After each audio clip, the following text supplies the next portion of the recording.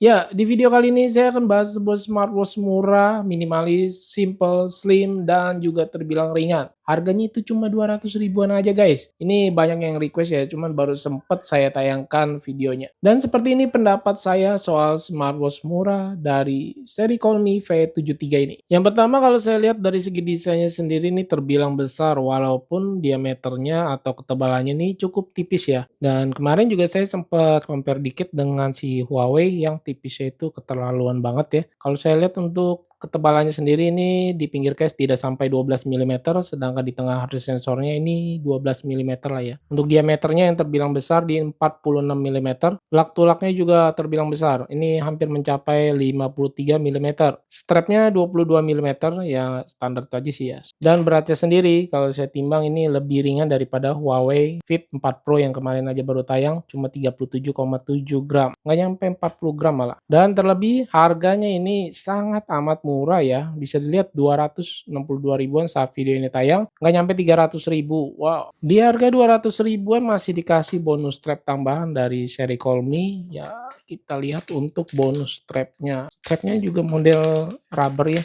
Saya pikir dikasih leather atau stainless gitu biar lebih menarik, dan ternyata samaan aja rubber. Terlihat sih ini biasa aja, ya namanya juga smartwatch murah lah ya. Terus yang bikin menarik untuk smartwatch di harga 200 ribuan ini layarnya sudah memakai panel AMOLED. Ya, pastinya untuk panel AMOLED-nya berbeda dengan smartwatch yang harganya jutaan. Kita contohin dulu dengan smartwatch AMOLED yang harganya ini 1 juta lebih, nggak nyampe 2 juta, bisa dilihat untuk kecerahan warnanya. Ini saya coba ganti dengan warna yang full color. Misalnya yang ini dengan warna ada biru-birunya gitu. Ini AMOLED-nya cakep sih. Dan ini adalah smartwatch dari Xiaomi yang harga 200 ribuan, AMOLED-nya seperti ini. Menurut saya untuk kecerahannya itu cukup terang ya. Jadi dia tidak bisa sampai redup banget.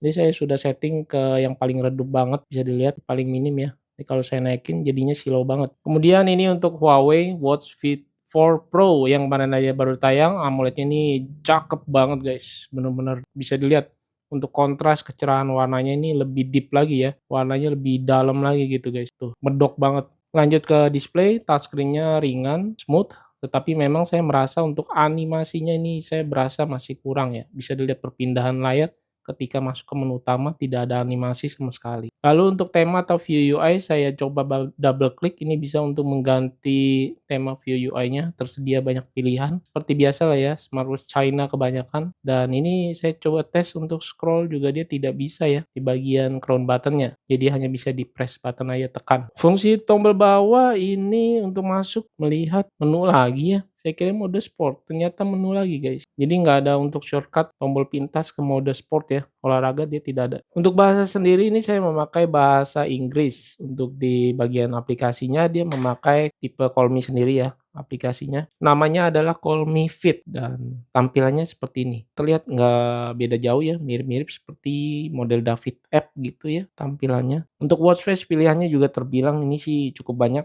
bawaannya sendiri dari smartwatch-nya, atau kita bisa tambah lagi di galeri aplikasinya. Ya, kurang lebih seperti ini. Untuk mendownload atau menampung pilihan watch face ke smartwatch ini hanya bisa satu pilihan aja, tidak bisa menampung banyak pilihan. Kemudian juga kita bisa lihat di sini bisa kita sunting untuk tampilan custom watch face-nya. Yang saya melihat lebih lagi di aplikasinya ini kita bisa lihat ya untuk teman-teman yang beragama muslim, ini kita bisa lihat ada settingan khusus yang tidak ada di smartwatch kebanyakan. Ini keren banget sih. Untuk smartwatch di harga 200 ribuan, fiturnya lumayan banyak. Jam dunia tersedia, remote kamera saya coba tes. Di sini tidak ada timer waktu penghitung mundur ya kalau saya perhatikan, saya tap sekali. Oke, saya coba tap, dia ada timer waktu penghitung mundur. Jadi nggak langsung mengambil gambar ya. Di sini ada 2, 1. Kurang kelihatan jelas ya untuk timernya. Sayangnya dia harus masih menggunakan timer. Saya kira tadi tidak menggunakan timer lebih oke sih. Oke, untuk tombol shortcut ternyata bisa kita ubah di bagian setting aplikasinya nih. Kita bisa sunting dan pilih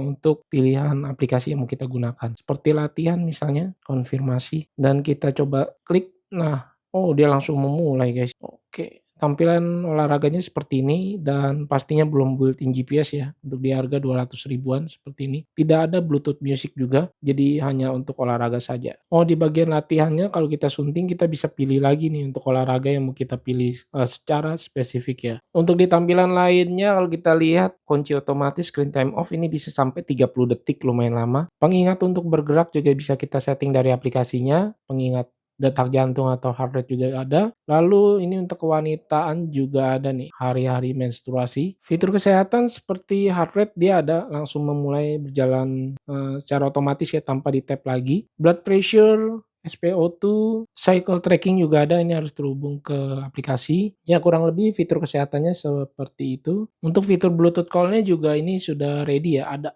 Dan saya coba tes ke smartphone Android, dia bisa melakukan panggilan langsung Bluetooth call melalui WhatsApp call. Untuk fitur-fitur lainnya seperti music Bluetooth di sini, dia ada pengaturan volume di bagian sebelah kanan bawah, timer waktu penghitung mundur, alarm, stopwatch, wall clock ini jam dunia juga tersedia. Flashlight adalah lampu senter yang menggunakan dari display atau layar. Kalkulator pastinya ready, tersedia, find phone. Dan ini dua fitur yang menurut saya nih unik dan ada di smartwatch harga 200 ribuan itu oke banget sih ini. Karena smartwatch ini sudah AMOLED pastinya ada always on display yang bisa kita aktifkan di screen clock namanya ya.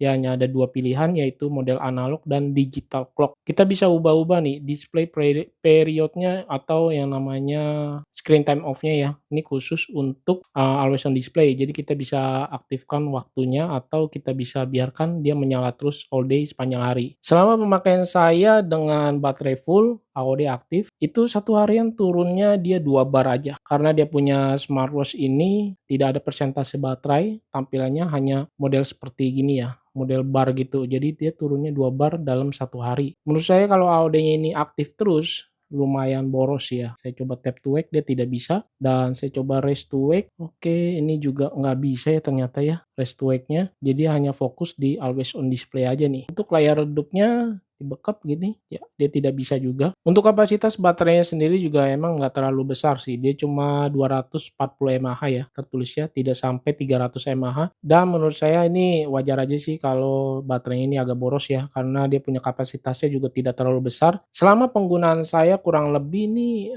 sekitar 2 bulan apa sebulan ya, 2 bulanan lah. Smartwatch ini terbilang oke banget untuk dipakai kegiatan sehari-hari, cukup ringan, cuma memang untuk diameternya aja terlihat agak besar ukurannya. Buat kalau di lengan saya yang kecil tampilannya seperti ini guys, lumayan kegedean ya, di bagian pinggir case tulak-tulaknya ini terlihat agak menonjol. Cuma dengan harga yang diberikan 200 ribuan, tidak sampai 300 ribu, Xiaomi menghadirkan smartwatch dengan AMOLED yang memang AMOLED-nya ini tidak secakep AMOLED yang harganya jutaan lah ya. Dan dia juga disediakan always on display. Kemudian saya teringat dengan Xiaomi i31 yang pernah tayang di channel ini juga. Itu harganya juga mirip-mirip guys. Cuma yang membuat beda itu kalau Xiaomi i31 tidak ada dua tombol ini. Dia hanya ada satu tombol fisik yang ada di tengah. Kemudian Xiaomi i31 juga terlihat di bagian displaynya lebih agak curve gitu ya. Tidak seperti Xiaomi V73 yang menurut saya ini desainnya agak kaku sih. Yang menang dia punya watch face analog detiknya ini menyapu. Dan spesifikasi yang diberikan Xiaomi i31 dengan Xiaomi V73 ini terlihat juga mirip-mirip.